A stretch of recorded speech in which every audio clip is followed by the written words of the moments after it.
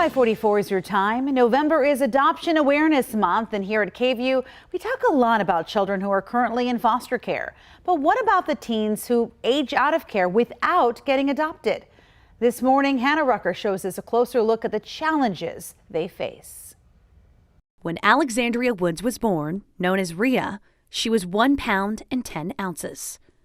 Her mother left her at a Southern California hospital, and she immediately entered into foster care. She was linked up with a foster mom as a baby until she was officially adopted by her at age 7. At age 13, she moved with her foster mom from California to Texas. Then, at age 14, she found herself back in foster care. So I think it was more hard because I was away from everything I knew, and then around people I don't know, and it was just hard for me to just be able to understand like why this was happening to me, and like I felt back then like what I did so wrong to deserve to be just isolated from, I guess, life. Life itself. Every year in Texas, more than 1,200 teens age out of the foster care system without being adopted.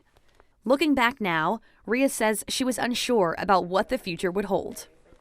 Definitely use your resources. That was something that I did not do and didn't care about. I just assumed that I was going to have my own place to stay and everything was good. And then once I got out into the real world, I didn't know what rent was. I didn't know how to cook. Erin Argue works at the nonprofit Partnerships for Children and says sometimes the odds can feel against you when aging out of the system. Youth who don't have those traditional supports and don't always have access to the same educational opportunities, and there are a lot of educational disparities that exist, they don't have the financial resources to live independently. They end up in these situations where they're literally just trying to survive, and their survival skills don't always include things that are considered legal or above the books. Upon aging out, Ria was able to get linked up with a mentor. Her mentor still checks in on her regularly all these years later. Foster youth are just without that parental connection, all those dinner table conversations that you and I had growing up, where you talk about, what your future is going to look like, what going to college is going to look like, how to use a credit card or build your credit.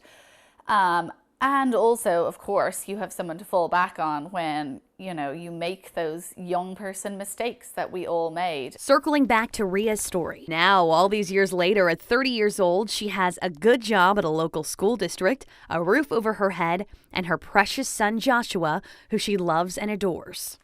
Me being with him and showing him that I came from this, and, it's just me and him, and I just think that it just brings me happiness to know that he's mine.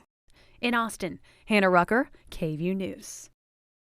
There are a lot of different resources for teens aging out of foster youth, including a state college tuition waiver. Think about that. You can go to any state college of your choice free, right? Take advantage of that.